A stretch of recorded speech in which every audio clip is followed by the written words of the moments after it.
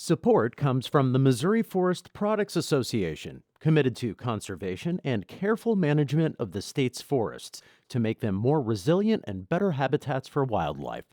ChooseWood.com. This is St. Louis on the Air from St. Louis Public Radio. I'm Elaine Cha. Pitcher Adam Wainwright retired last year after an impressive 18-year career with the Cardinals. His final season was a tough year for the right-hander and for the team, but Wainwright capped off his career with multiple milestones. Last September, he joined a club that has only 2 other Cardinals pitchers as members. Popped him up. And then it's out. Adam Wainwright, welcome to the 200-win club.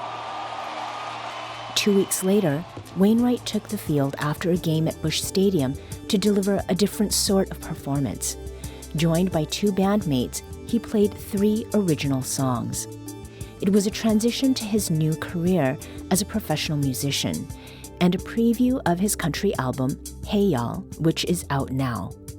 St. Louis Public Radio's Jeremy Goodwin spoke with Wainwright about the deeply personal inspirations for his songs and what it's been like moving from the pitcher's mound to the stage. Adam, where did this come from? When did you start writing and playing music? You know, I've always loved singing. Probably started, if I had to go back to the beginning, it's probably started when I started dating my girlfriend at the time, now wife, my junior year of high school. I got really cheesy and started writing her poems and sing Garth Brooks songs to her when we would go on dates and stuff. And she didn't seem to hate it. So when I was in A-ball 2001 with the Macon Braves, she's like, here, for your birthday, I bought you something, and it was a guitar. And she's like, why don't you try to put some chords to these words? And I've always liked writing. I'm telling stories. I'm a storyteller by nature, and writing little silly things for my kids and putting them to bed, you know, take a guitar up there and playing Taylor Swift songs and whatever. And I'm and sorry, as I got older, I lose my journalist license if I don't ask you what Taylor Swift song you've been known to sing to your kids. You name it, buddy. Okay.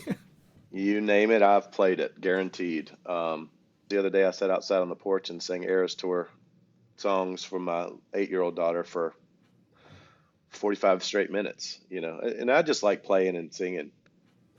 A couple years back in spring training, 2017, Matt Holliday had a house down in Jupiter, Florida. We would go over there, and I'd bring my guitar and have some guys over, 10 or 12 guys, and we'd sit there and play all night long and request songs and play and sing together, and just a good bonding time for a team. I love all my buddies. They know how to make me laugh. When we're down in the bottom of the 9, I like coming back. I like coming back to my wife and my kids, my house and the sleep in my bed. Everybody knows me, knows it's a fact. I like coming back. I like coming back to my town. And one day his next door neighbor, Ryan Baker, came over with his dad, and his dad, at the end, he walks up to me and says, you know, you're not bad. We should make some music together. Well, it turns out that his dad is a country music Hall of Famer. Is that Gary? Gary Baker, Gary Baker. Just an absolute legend. And so I finally did send him some songs, and then I finally sent him one called One Day They Won't. It's on my album. It's about my kids growing up. Oh, and the little ones climb up and sit in your lap. There'll be a time they won't call you right back. House will feel empty, feel so alone. Enjoy every minute that they call this home. But one day they won't. One day they all will have lives of their own. You better hold them close and let them know wherever they go they'll be loved. Time waits for no one. He called me right away and he said, man, you got something here. I can work with this.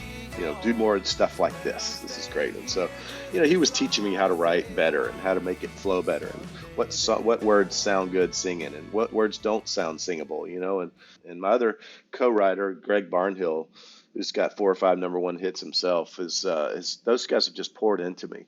And like yesterday, we wrote a song yesterday morning. I'm in the hotel in Secaucus, New Jersey, and it's a jam. It's an absolute jam. Can't wait to play it for y'all.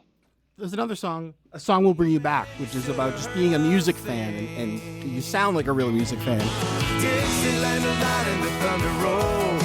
Guys like us made them records turn gold. We let them sound, playing them over and over. Neon moon, check yes or no. Straight pouring out of our radio. Are there songs that you associate with particularly important moments in your life that come to mind? The Thunder Rolls was a song that my brother made me a mixtape of country music when I was 9 years old. I was 9 years old, and I still have that tape. And I listened to that cassette tape over and over and over and over again and fell in love with country music. It was a Reggie. My mama bought me first car, man, you should have seen me. I was young. So I had this, I thought it was the coolest car that there was in the world. But driving around that thing, trying to see my girlfriend was 1 grade above me. And so she was at Georgia Southern University when I was a senior, and I would drive up and I would put a George Strait album on, and I'd listen to that thing all the way. Those songs that I mentioned in there, those were songs that took me back to a certain place and time in my life that were just crucial to who I am today. Dixieland tonight, the thunder roll. Neon moon, check yes or no. Straight pouring out of our radio. You think the past is gone, and just like that, the song will bring you back. Adam, I'm not surprised to hear you talk about being a writer and what that means to you, because the lyrics on this record really feel like they're coming from, they don't feel like they're written by committee. It sounds like it's from your personal experience. So if I asked you big picture, what would you say, what do you write about? What are these songs about?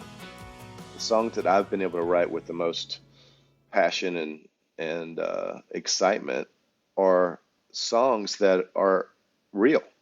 That's what's come across in this album. Those are definitely my stories. I mean, I probably could have named that album like My Life Story, and it would have made perfect sense. Do any songs come to mind if I asked you maybe about, say, the summer and fall of 2006? Adam Wainwright, the 25-year-old rookie closer, in to try and end the World Series. Inch at the plate for the Tigers. For the first time since 1982, St. Louis has a World Series winner. I don't know if it's a song. What I think about in 2006, almost more than anything, after we won, after the World Series parade was over, my family and I went to Bandana's Barbecue for a lunch. And I hear like somebody clapping and a couple other people clapping behind me, and I'm thinking, okay, somebody's birthday, whatever. And then the whole place just erupts. And my family and I are like, what is going on? We turn around and the entire restaurant is giving me a standing ovation. For a 24-year-old kid, I just turned 25-year-old kid, first year in the big leagues, win a World Series, close out the World Series. You want to get that person endeared to a city even more, give them a standing ovation at Bandana's Barbecue. And I always think almost more than the parade, almost more than getting that last out of Brandon Inge, Detroit Tigers, or striking out Beltran. One of the most dangerous hitters in the business at the plate, Carlos Beltran. He is ready. So is Wainwright. The 0-2 delivery. Curve struck him out looking. The Cardinals are going to Michigan to take on the Tigers. They mob Adam Wainwright on the mound. They are National League champion. Almost more than that. I think about that moment at Bandanas, and I realized how special of a city it was that I was getting to play in. I love making the music. I love that whole process of writing and putting it out there for the first time. I feel like that is so much fun. Walking out onto a stage is about as close a thing as there is running out onto the mound. Your first time playing in front of an audience was, what, last year sometime? 2 years ago, I played in front of a group that was like 750 people, and I thought that was, like Madison Square Garden. Like I was playing in front of Busch Stadium, and then you performed these last few weeks. You performed in front of 40,000 of your closest friends at Busch last fall.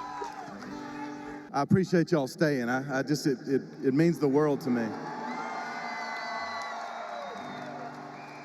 People all the way up in the upper deck, people down here in the lower bowl, man, I love y'all so much. I'm so proud to be a St. Louis Cardinal for this long. And I'm so proud that the biggest show of my life to this point is right here at Busch Stadium in my home. I love this place. I was nervous all day leading up to that, and I'm not a nervous person, so I didn't really know how to act. I was trying to, hide that from people I've been telling years. I just don't understand nerves, and I don't understand why people get so nervous. And then I'm out there shaking like a leaf in the fourth inning, knowing I got to play 3 songs after the game in front of 40,000 people. But right before I went on, I looked up at the crowd, and it just felt natural. But I can tell you this, I might be somewhere else, but this is right where my heart is.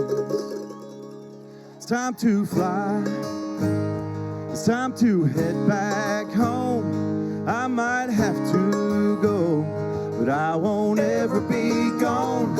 I did what I came here to do, and I love being here with you.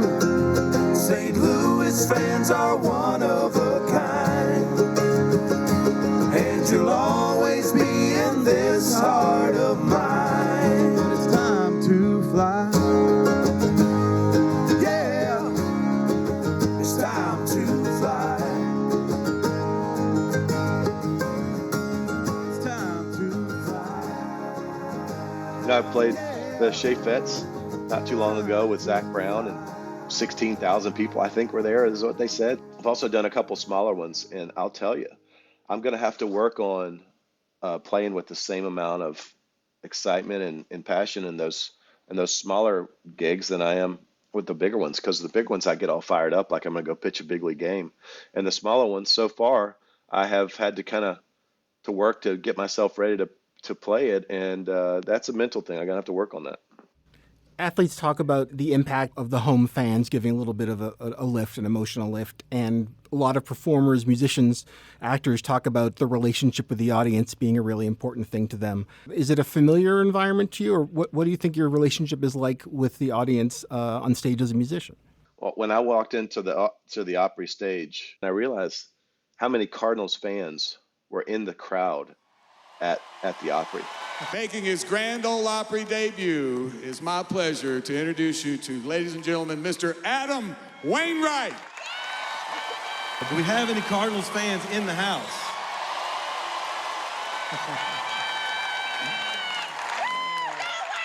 So far, everywhere I've played, it's been in the Midwest, and Cardinal fans travel.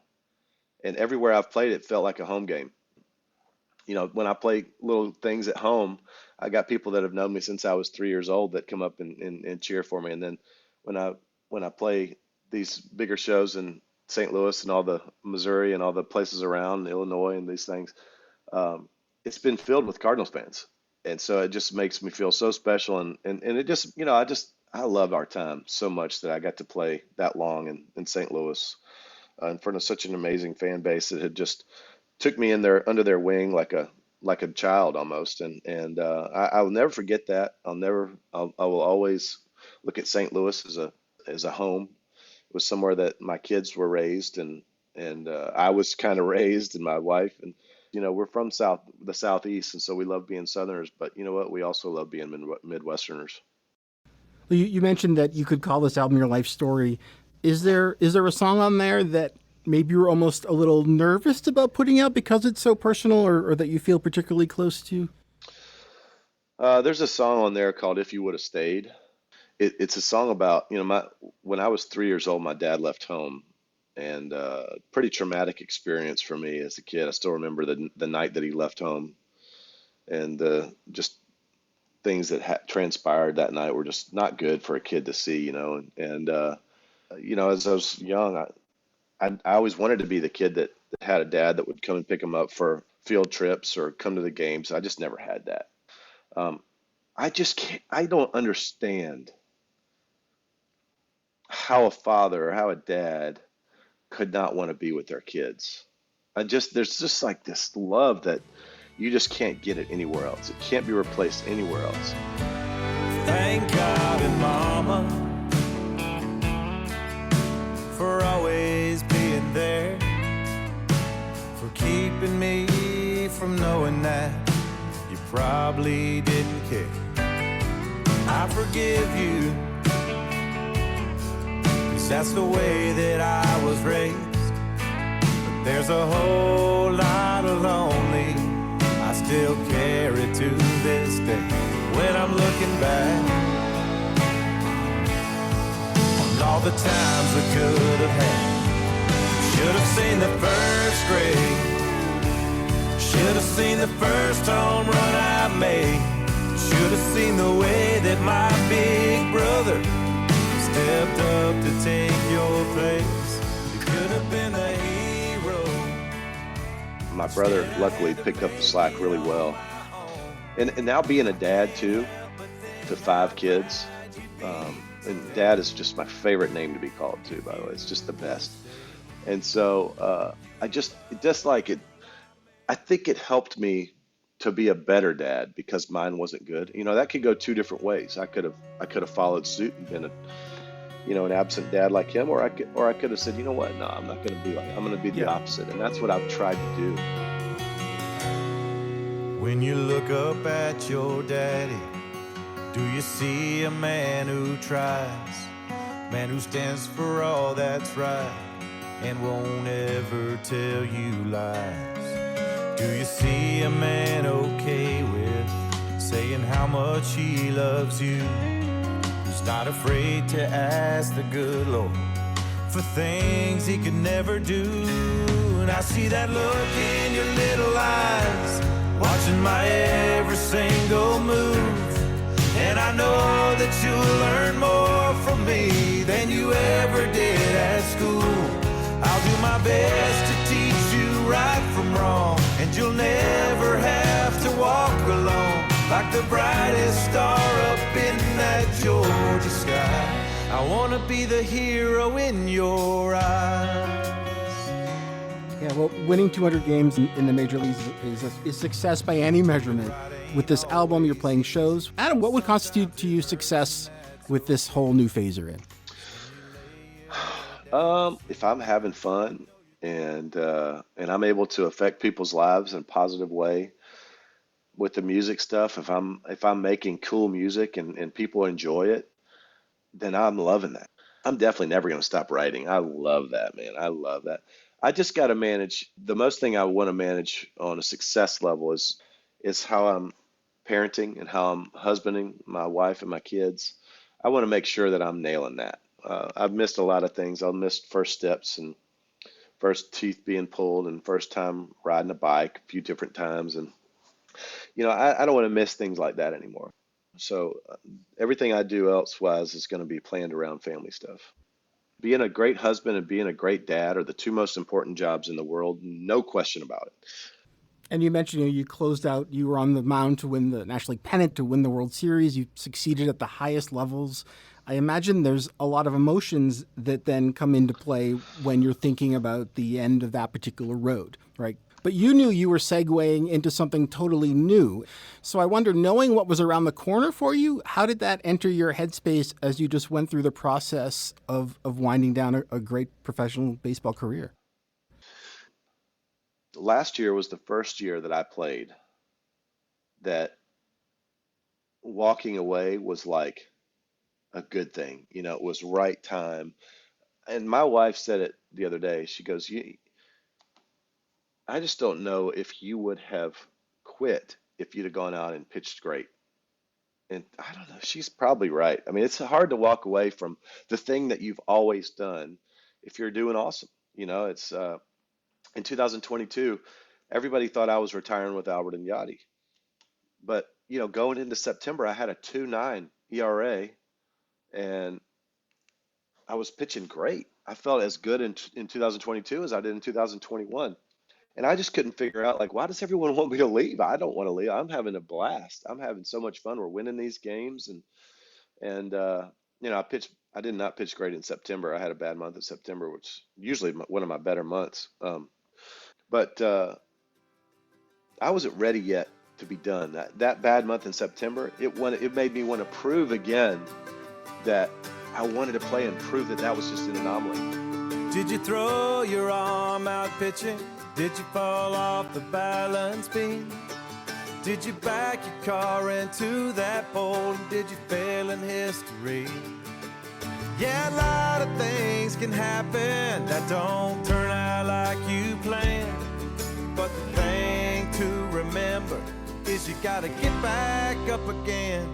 Don't let it break you or hold you down. Speed bumps are made for going round, and life's big fails can sometimes be the greatest opportunity.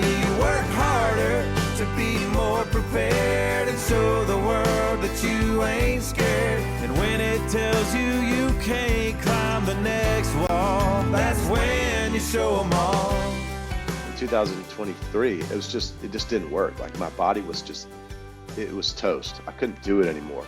And so it was time, and mentally I knew that I gave every single thing I possibly could to that. I had tried everything. I tried new diets. I tried, new workouts, and I had made so many different adjustments through the years to be able to continue to pitch for as long as I did. I knew I left it all out there. I also blew my shoulder out completely and had to have multiple things repaired after the season. So I would be out this whole year anyways. I mean, I trust me, I wanted to pitch a lot better. I pitched as good as I possibly could. I tried everything, man. I just wasn't healthy enough to be good. And I also was coming into broadcasting. I was coming into music and releasing this really cool album. And so I was excited about these new chapters in life and okay with, how it ended. And it was time for me to leave, and that's fine. And it was, I don't get sad about leaving. I get glad about being able to do it. We got a dog in a house and a bunch of kids from it, and we ain't slowed down since we hit the ground running. No, we ain't slowed down since we hit the ground running. There ain't been a minute in it when I didn't love it. Looks good in the mirror, even better out front. Crazy thinking, baby, how far we've come. That was Cardinals great Adam Wainwright speaking with St. Louis Public Radio's Jeremy Goodwin. Wainwright's new country music album, Hey Y'all, is out now. Our thanks to Jeremy for producing that segment. The stars and the crickets are coming on now. And I'm watching you, watching that sun go down. St. Louis on the Air is a production of St. Louis Public Radio. Understanding starts here. Do you find yourself regularly listening to episodes of St. Louis on the Air? Suggest us to a friend you think might enjoy our conversations. And leave us a review and rating on Apple Podcasts on the App Store. It's the simplest way to help people discover our show. Thanks. St. Louis Public Radio is a member-supported service of the University of Missouri St. Louis.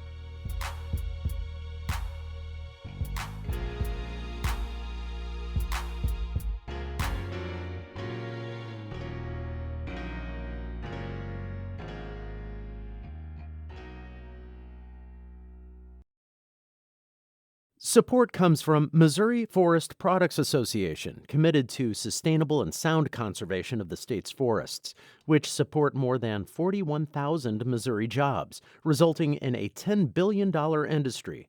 ChooseWood.com.